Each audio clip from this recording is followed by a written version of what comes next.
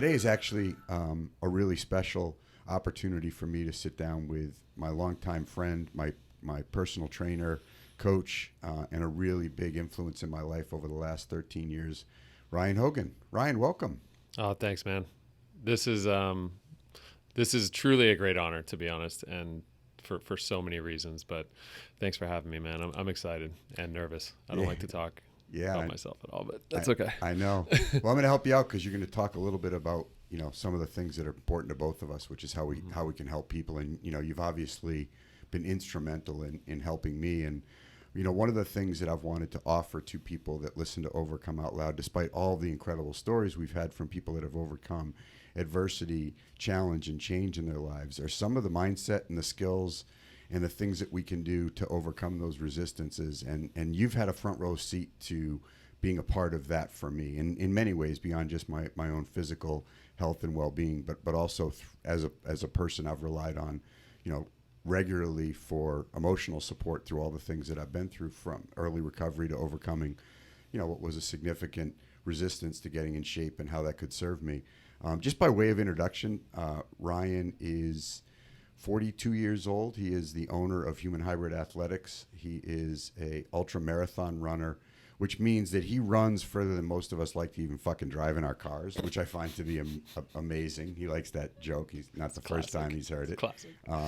But he hasn't always been that. One of the things that I admire about Ryan is I talk about success in people's lives, and Ryan is an amazing husband.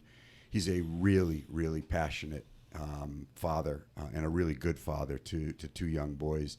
And I admire everything about you. I mean, playing it from top to bottom. And one of the things that I love about Ryan, which you'll hear me often talk about, is how he has achieved success in his life. Ryan went to California State University, Northridge. He majored in kinesiology. And when he graduated, believe it or not, the job of trainer for the Los Angeles Lakers was taken. I mean, as much as he thought that would be his path, that job was taken. So what Ryan did was, because he had a passion for training people, he started to train just one person. And, that's led to a series of events in his life, following his passion, following his purpose, without getting destination disease. And if I were to tell you what Ryan has gone through, because Human Hybrid Athletics today, in my opinion, is one of the most collaborative human training and fitness centers in our area. Ryan collaborates with, several other trainers who share his passion for training on their own style. But Ryan got there through a series of events. He worked at Costco. He trained people, in parks. He trained people, in fields. He trained people at other people's gyms until he developed the skills that he wanted to incorporate into his own form of training. And he worked for other people and saw what worked and didn't work. And then he started his own fitness center, Human Hybrid Athletics, with a partner. And then that partner decided to do other things, and Ryan had to buy that partner out and then, create a vision. And all of those things have led him to be a father, to pursue his passions. And, he's gradually gone from, training one person in a park to owning his own business. And we're going to talk about what that's been like. And Ryan, maybe as a way of starting, can you maybe just share with the people that are listening kind of where you got your start? I know you were born in Canada. You're a brother to two other incredible guys, Sean and Kevin, and tell us a little bit about the beginning for you. Yeah, no, thank you for the intro. A lot of times when you talk about me, it makes me realize, like, wow, you've brought that light to me. I don't think about it too often, but I have over the last few years when you've talked about me in that way. So thank you very much, because I don't think that way at all. I take one day at a time. I just move forward. But so we came 1990, 91, moved from Canada, and that was the culture shock of my life. And still to this day, it is kind of that way. I actually didn't really become truly comfortable with where we were probably till high school. But I mean, coming from Toronto area, Canada, moving to Southern California was an absolute fantasy to me, a complete and utter fantasy. I remember the morning waking up, because we flew in at night and I hadn't really seen what was around. And actually that morning, along with some other things, plays a big part of what I do now with my running. But I remember waking up and just being, and literally opening the window. Number one, it was hot as hell out, but just seeing the mountains there and being, holy shit, we are here. Like, we are actually moving to California, like we said we were going to do. I didn't really believe it up until then. So that was a culture shock, and I had a great summer. Me and my oldest brother Sean were the only ones here with my dad, so we played golf every day because my dad had to go to work. So he dropped us off at the golf course, and we played every single day, 5 days a week, and it was the best time ever. And got to spend time with my oldest brother or my older brother, and we just had the best summer ever. I can't even imagine anything better than playing golf 5 days a week when you're 11 years old, 10 or 11 years old. But school started, and I freaked out, and I was just sixth grade. Here we are, nobody. Classrooms are outside. Everything is weird. It's hot. Everything was just so uncomfortable, I remember thinking. But as things moved on, I grew to love it here, and my family was here now. And I kind of started to come into my own around high school. I was always good at sports, if you will. I just picked it up, and that's kind of where I just found my comfort zone. Immediately went to the basketball court and started playing, and that's how I made my friends. No other way about it. Hockey was not an option. We moved to Southern California, and I remember the day my dad told me it's probably not going to happen anymore, and I ran to my room and cried. I didn't really realize how much I loved it at the time, but yeah, that was it. And that was a quick switch, and immediately basketball was my thing. And so it was always around. Athletics was around, and that was just what I did. I just was always doing something, playing basketball, playing sports. It's how I made my friends, and then carried that into what I'm doing now, basically. But in terms of what I do now, yeah, that's an interesting one, man.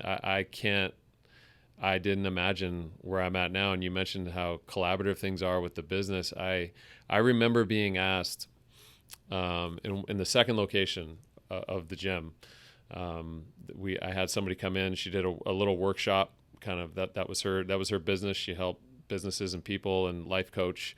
And I said, "Great, come on in." And about 5 or 6 of us showed up, and she did an exercise where you had to partner up with somebody, and you had to speak out loud with where you see your business or yourself, 4 or 5 years from now, or your absolute dream situation for your business. And I remember getting partnered up with her husband at the time, and he said, "Go ahead, just speak what you think." And I froze. I couldn't say anything. So I really hadn't developed with where I was headed yet.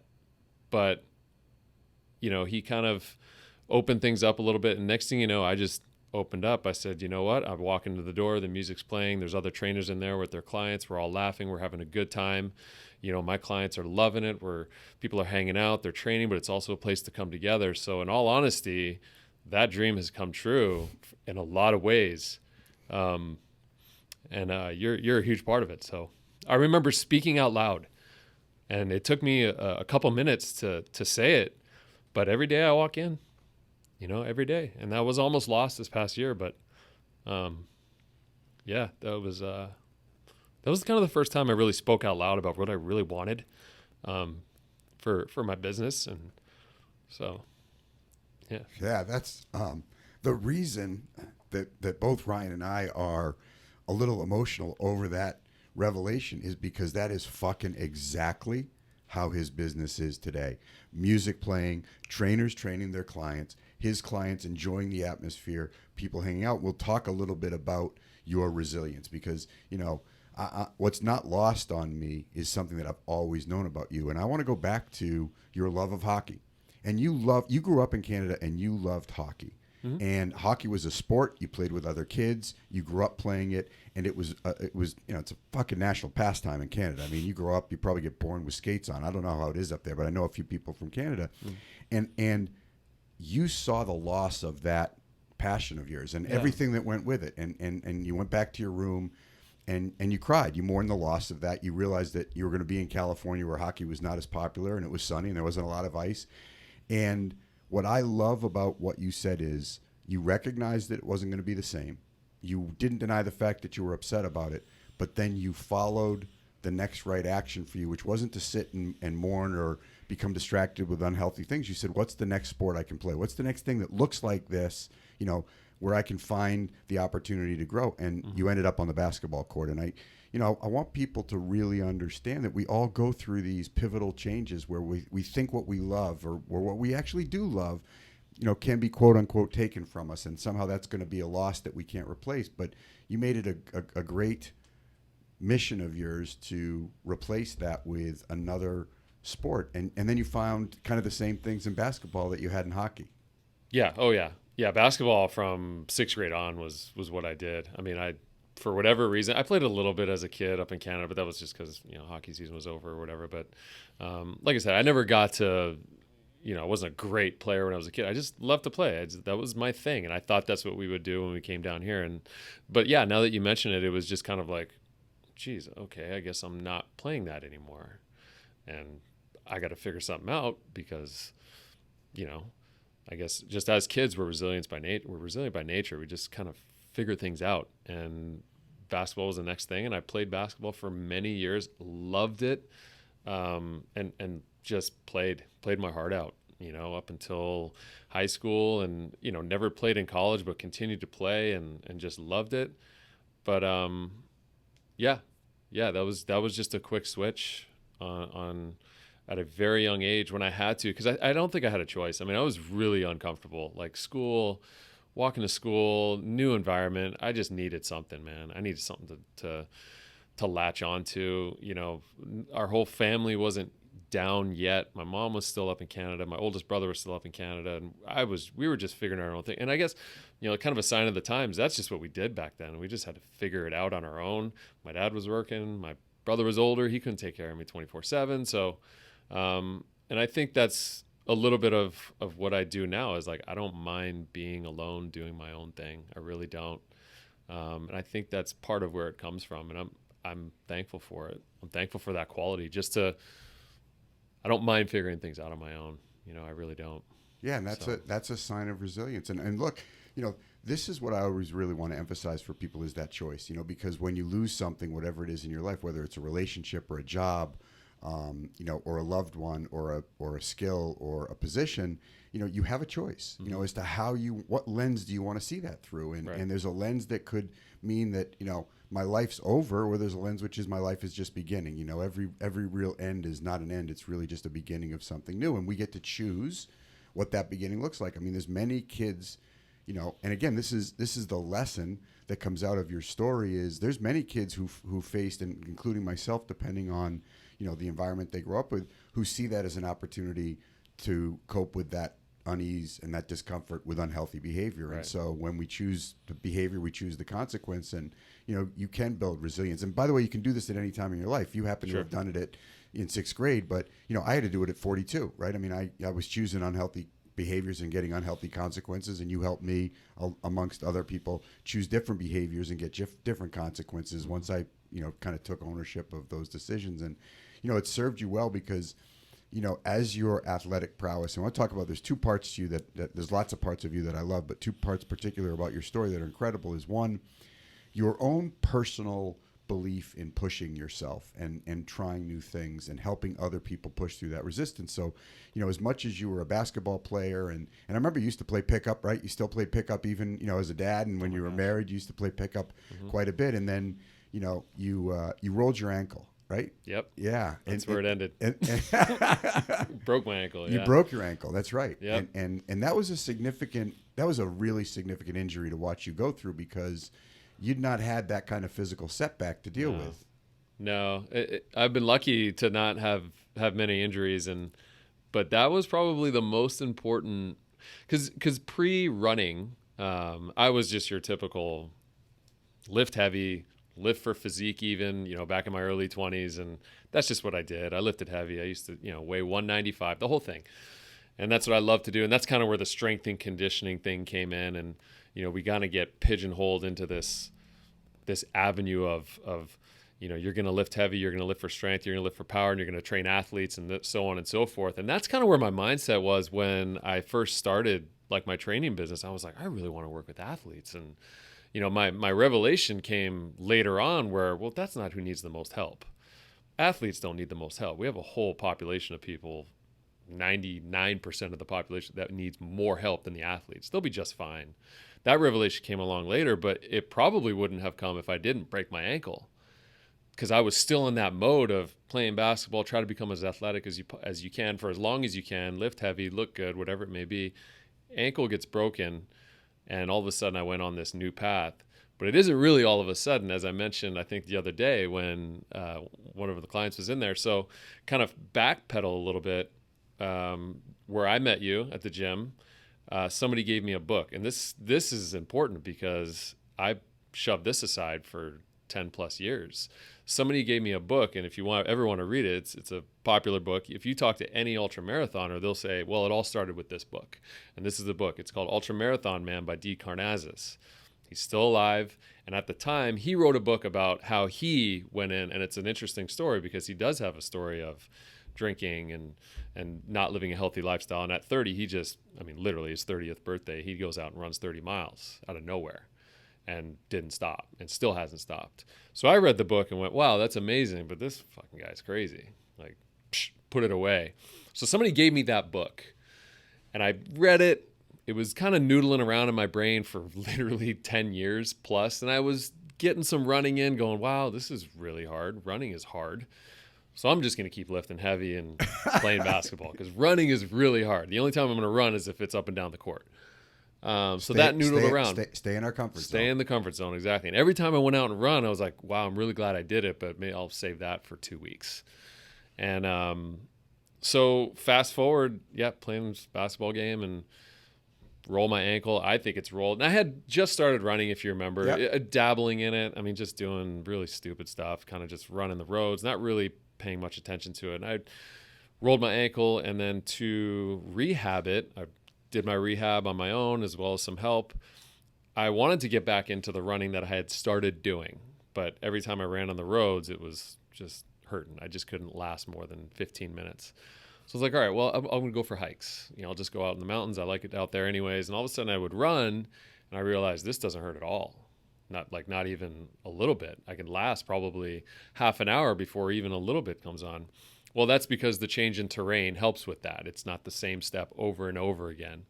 So it was actually helping with strengthening my ankle as well as building up this enjoyment of just being alone, disconnected, having my mind concentrating on what my body is doing in that moment in time. And all of a sudden the healing process went on. And I go, wow, this is what it is. This is what Dean was talking about, this adventure, the adventure of the run, and how it's how it can help your mind and your soul and your emotions, keep things in check. So I went back and read it again, and all of a sudden I was in. I was hooked, and I had to laugh because I kept that book for some reason. So fast forward, and maybe get in the running later, but fast forward, the person who gets the book walks into my gym, a year and a half ago, 2 years, and I immediately start laughing. I'm like, I have a bone to pick with you because all this pain I've been putting myself through is because of you. But there's two sides to it. I can't thank her enough for doing that. And I returned the book because it was actually her son's. But that's how it started. It was just kind of noodled around, and but yeah, that was a kind of a turning point into the life that I lead now, and one that I'm so thankful for, because the running, I think now, it changed my perspective to going, okay, I want everybody to lift heavy and look good, and to have more of a conscious feeling of just being healthy and happy. And I think that's where you've come in as well, has taught me a lot of, well, I can teach somebody to just be healthy on the physical side, but what about the mental side? What's surrounding that? Because I go and run, it's for the physical and the conditioning because I train for races and whatnot. 90% of it is just to get away. I don't bring my phone with me. I can go on a 1 to 2 hour run. I don't bring my phone. I leave it in the car, unless I know I need to have it. But that is the main reason why I do it, is just to get away. And, if you're bringing your phone and your headphones out to the mountains, you're missing the point. Wow. Yeah, and I think what's I often say what's not lost on me is this connection that I make for people between our beliefs and our behaviors, and limiting beliefs. Your beliefs about running and your experience with running were limited by your own mental dialogue about this isn't for me. I'll to a different belief. And so when your limited beliefs were in play, you didn't run that much, and when you did, you didn't enjoy it, and you didn't continue. But when your beliefs changed to how it could actually fulfill and enjoy and expand your life, you became committed. Your beliefs changed, and your behaviors, just exponentially changed. Yeah. And I think, when it comes to running, there's a story that I I tell often, which you were obviously the had front row seat for, and were instrumental in, is when I checked in at about 250 pounds back in 2008 after a lot of I'd come to the end of my rope with addiction and substance abuse, and have been making a lot of disempowering decisions. And I quit drinking and got sober, and then didn't deal with my health, and so I ballooned up to about 250 pounds. We'll cut in a little clip of that so people can see the Charlie Brown, the great pumpkin I'd become. But it wasn't because I wasn't. I mean, we were working out still, right? So Yep. I have been working out with Ryan for 13 years, 3 days a week, religiously, and I've gone from somebody who cancels workouts to becoming really consistent in my workouts. But we got to a point in around 2010 where I'd become, kind of disappointed with the way that I was actually feeling physically. And you said to me then, you're going to have to do more. You're here 3 days a week with me, but if you really are committed to getting in shape, you're going to have to do cardio in your off days.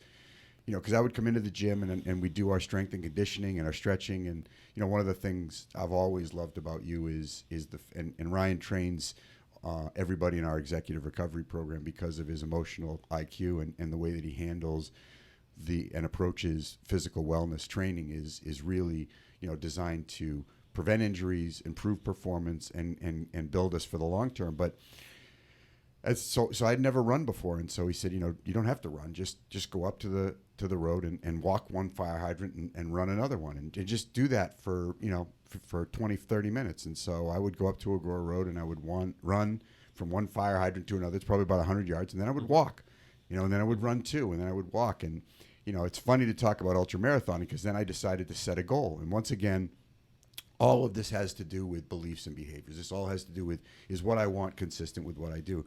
I think you remember when I signed up for the first turkey trot. We laugh about it now, but signing up for a turkey trot for me, which was my first 5K I'd ever done.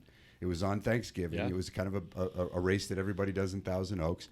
It was like the fucking Boston Marathon, right? I mean, I was anxious. I was training for it. I didn't know this until you told me later. I was training for it. I was nervous. I was like, am I going to finish it? And, I ran for it. And Ryan showed up with me, and I went to the turkey trot, and lo and behold, Ryan, obviously finished really fast. And then he came back for me, and we finished it together, and because it was, that's just who you are. You've been side by side with me through what you didn't even know was this really big challenge for me. And, it's changed the trajectory of my life because we did three Ragnars, right? We've done 3 Ragnar relay races, yep, which are 200 plus mile relay races, in teams of 12. And then we did 1 trail Ragnar mm-hmm. relay race, which, all of them I had the pleasure of doing with my daughter with us. And then I've done a bunch of 10Ks, and I trained for my first half marathon. And today, I'm a different version of myself as a result of the commitment you made to me, but what you taught me about consistency and doing those small, simple things regularly in order to achieve the results we want. And isn't that a lot of it for people, Ryan, that resistance? Yeah. And I think, like when I talk to somebody about, let's just say running, because that's on the, or whatever it is, or just even nutrition or making a change, people immediately, I think, go to the extreme of what they have to do instead of just thinking of the first step. They immediately think of, well, that's going to take this long, and I have to do all this. It's not for me, or with running. I'm not built that way. Or marathon, I can't run a marathon. I never said you had to run a marathon. I'm just asking you to go 1 day a week or walk a little bit. Just get outside. Start there. Right. And I think people just go to the extreme of what they have to do rather than just focusing on, like you said, the consistency, the day-to-day habits, which could just be starting with going to the store and buying running shoes. That could be the very first step. And then just start walking 10 minutes a day, 20 minutes a day, whatever it may be. But the consistency has to be key.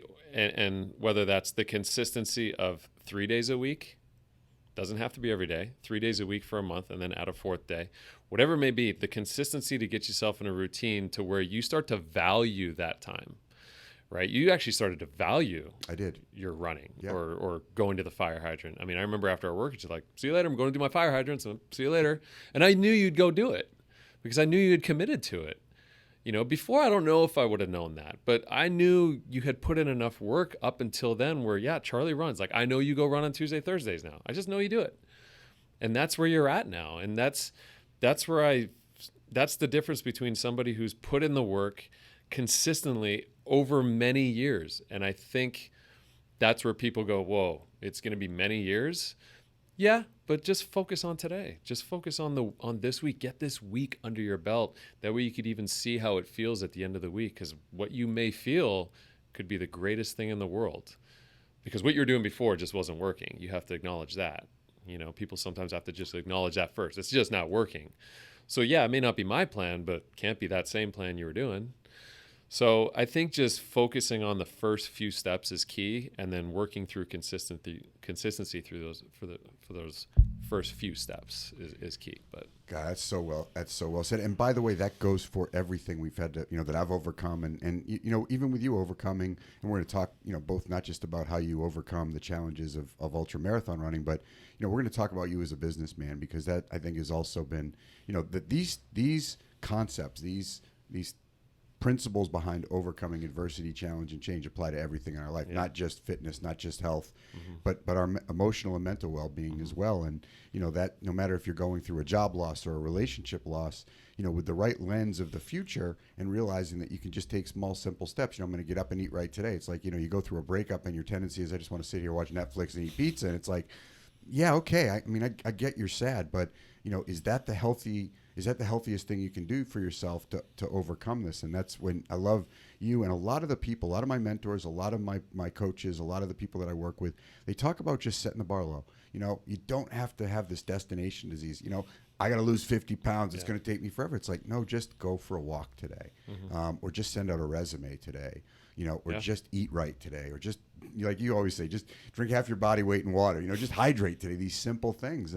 And they lead to big results because, as I said, we've had this consistent track record for a long time. And what is, do you feel like going for a run every time you go for a run? no. Yeah, I think people are surprised sometimes to hear that from people that excel in certain sports. It's like, how often, even though we enjoy something, how often do we feel like doing what's good for us? And the answer is not all the time.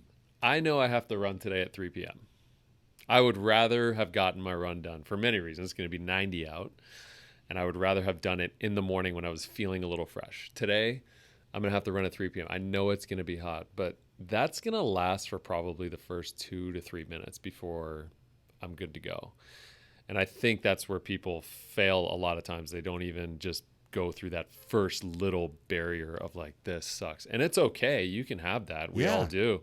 But I think once you push back or push through that a few times and you get used to that feeling of, it's going to suck, but it's going to feel amazing when I'm done, or it's going to feel amazing in 10 minutes, or it's going to feel amazing when I get over that hill because I know the view that I get to see over there, or the whatever it may be. It's just that first little barrier is usually the biggest for everyone, and it lasts minutes, if not seconds, So yeah.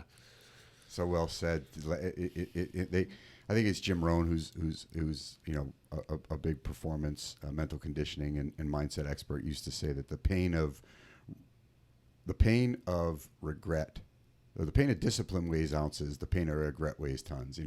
It's like that little pain, those ounces of 3 minutes, is all there is. But if you don't go for your run at 3, we live with that disempowering feeling of regret, shame, and guilt, and I should have, and that drains us. It drains all of us. And so thank you for talking about those few minutes of pain to get to the other side of incredible growth. Well, it's interesting because that little time that people don't push through, the excuse, for lack of a better word, that list will start to grow. Right at first, I can usually just use today. It's going to be a hot day. It might be a little unsafe. But if I try it again tomorrow, I could easily say, well, it's going to be a hot day and I'm a little dehydrated. I should probably. Then that list starts to grow. The excuse list of, it's a little rainy outside. All of a sudden, my shoes are.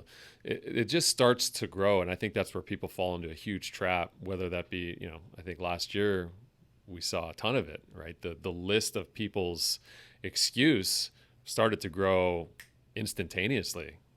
And that was a sad thing to see for some people. So, if you can nip that in the butt right away, I think that's key. Yeah, so many things. One of my trainers, mental conditioning trainers, and I got certified in one of his classes, Jason Selk, who's worked with the St. Louis Cardinals, and he's an executive mental conditioning talk. He says you have to eliminate viable excuses, because what you just described is a viable excuse, right? It's like, oh, it is hot out, and you shouldn't run when it's hot, and you can spin a story any way you want. Any way you want. But when you've made a commitment to something, you have to eliminate quote unquote viable excuses and have no excuses. Right. You know, it's funny. I work with a young athlete who's working on a whole bunch of things, and this past week he's committed to read 7 days a week. You know, wanted to improve his commitment, and he read 5 because he had to go down to a trip and work with one of his coaches on some of the individual skill work that he was working on. And he came in to meet with me on Monday. He said, "Oh, I read 5 days this week because I forgot my book," and it's like, yeah, I get it. That sounds like a viable excuse, but you know. Barnes & Noble's opened. You know, how much do you spend in DoorDash? Could you have downloaded it on your phone? There's lots of things. If you're committed to something and you'll make it happen. You're gonna make it happen. Make it happen no matter what. And it was just a great. And you know, for him, he just hadn't learned to think that way. Sure. You know, and I think that's one of the things that we can do. And you described it perfectly. Is because when you create a viable excuse for not doing something that's really good for you, and you know, in recovery, people, you know, they'll have accountability groups that they'll go to meetings with, or they have an accountability mentor that they'll be accountable for, or they have work that they need to do, you know, if they're in a 12-step program or any other recovery program. And it's like, oh, you know, work's really busy, or, you know, I really have to get this proposal out, or, you know, I didn't sleep well last night. It's like all those excuses add up to just more excuses. So you painted a really clear picture of that. And let's dive into business for a second, because, you know, when I sit across from you, you and I went through the effects of COVID-19 and the pandemic that occurred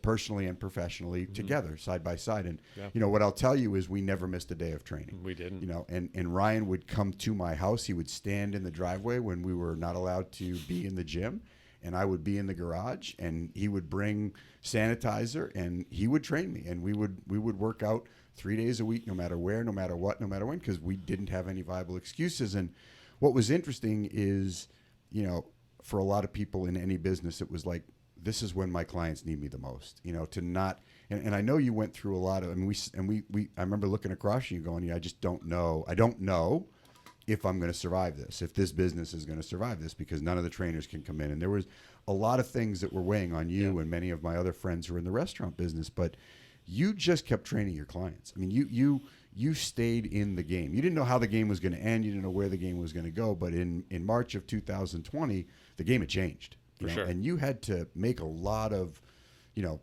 decisions about what you were going to do. Can you talk about what that was like for you, and some of the things that you've applied, you know, from not being able to play hockey to playing basketball, to not being able to play basketball to start running, to not being able to train and have your other, you know, customers and other trainers into your gym. That, you know, what was the thing, you know, because it's a pattern. I mean, it's a pattern of you figuring it out. Yeah. It's a pattern of you not quitting. That is, in my view, anyways, as I look at you from my lens, led you to how you dealt with that. Yeah, I think it's all of those things. I'll even add in one more, not to, you know, but I started working full time practically when I was 15. I always joke around, like, I haven't had a summer off since I was 15. You know, I've always worked. I've always had a job, thankfully. You know, at first I got to admit, or actually I wouldn't even know if I ever complained about it, because I remember saying, oh, I want to get my own car and I want to drive, like we always say. You know, when we were kids, it was like we couldn't wait to get our license. Now kids can wait. They don't care. They can care less whether they get their license or not. I couldn't wait to get my license. And my dad was like, well, you got to start working. I was like, okay, whatever. And I remember he took me to my brother at the time, and my brother and now his wife, they were working at a hotel, and he took me over and he put me in for an interview. Obviously got hooked up with the job, and I worked there for 6 years. So from 15 to 21, I worked there for 6 years, and it was the best job ever. I loved it. Man, I think back, and that was such a cool job. Working with my older brother, my sister-in-law, and it's a hotel. It's great. Working banquets, weddings. So I was working.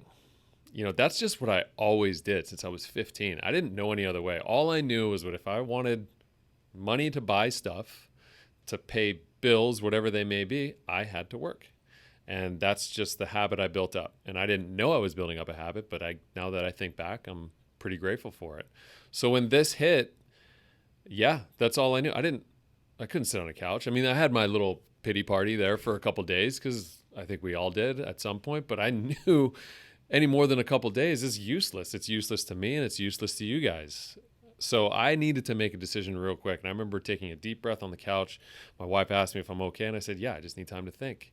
I need to figure this out because can't get into the gym. That's fine. But my clients still need me. There's no way I'm going to leave them alone. This is ridiculous. There's no way I'm going to believe that leaving my clients hanging for them to figure it out is a good solution to this.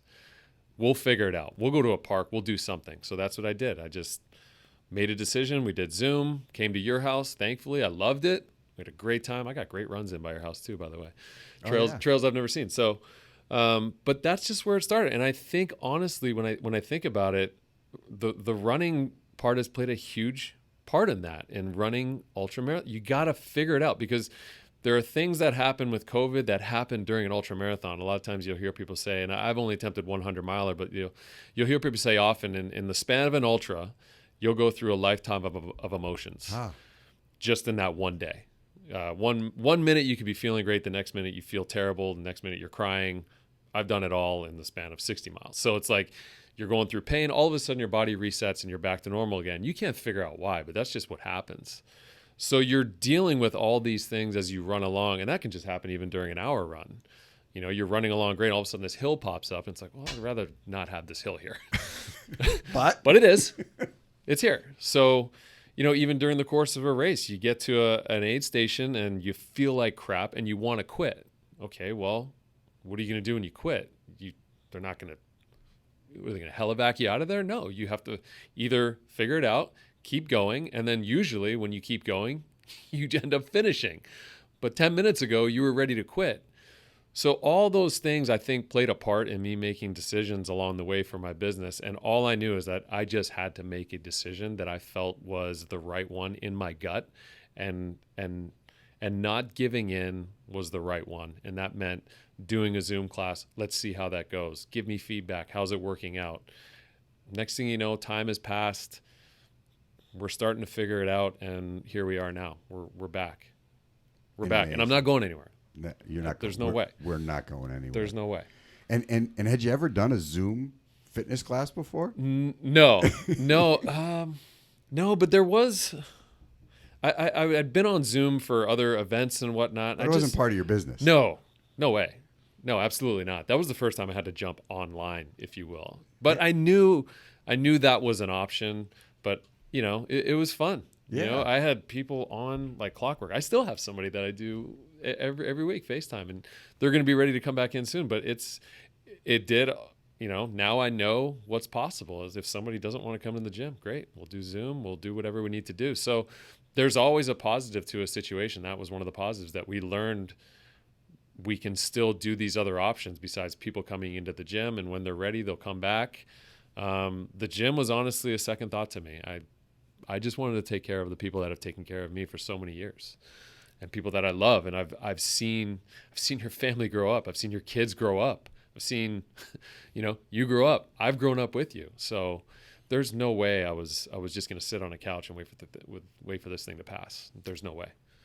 That's remarkable. I mean, that just speaks to, like I said, it's all of these lessons we teach ourselves over the years we can rely on. And I think it was remarkable because at one point during the pandemic, you actually had more clients than you had before the pandemic as a result of, you know, staying in the game. You were a big part of that. But yeah. I mean, it's interesting though, you know, and you know, Trevor Moad, who's one of my indirect mentors and somebody who I follow, you know, he says we give the past too much privilege. It's like, you know, yeah, this is happening, but it doesn't mean that what happens next isn't going to be different and as good if we just stay in the game. You know, if the quarterback throws I think Russell Wilson threw 4 interceptions in the NFC Championship game against the Green Bay Packers. Yeah. And with 5 minutes left, he had 4 interceptions under his belt. He played the worst 55 minutes of football he's ever played in his life. They're down 19-7.